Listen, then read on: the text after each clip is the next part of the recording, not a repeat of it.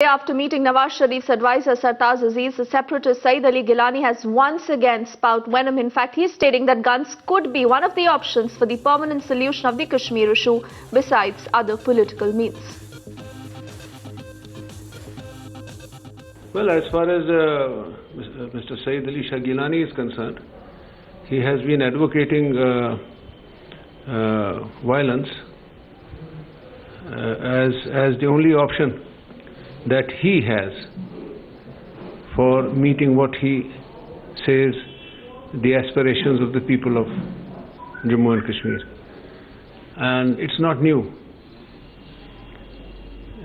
We have been saying time and again that these very people have been accusing the National Conference of rigging the 1987 election,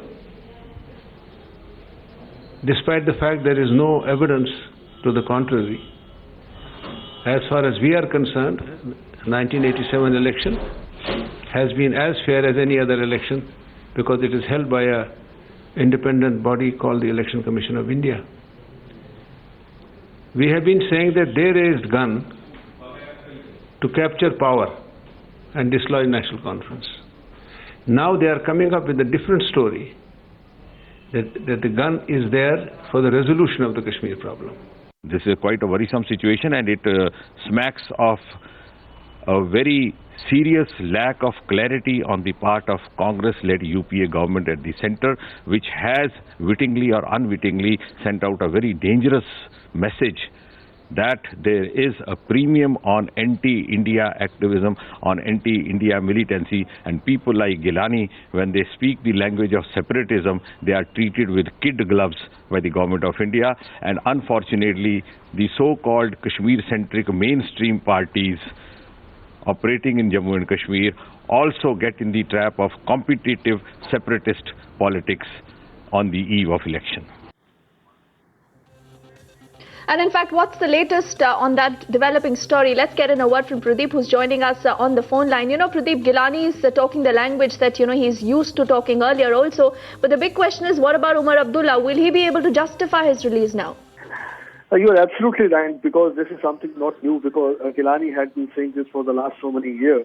But now the statement coming at this point of time, that we have to see the timing of the statement. Ever since he has been released, he has been giving such statements. First he said that there should be the boycott of the Lok Sabha election, and now once again he's saying that this gun can be used as a solution for the resolution of Kashmir.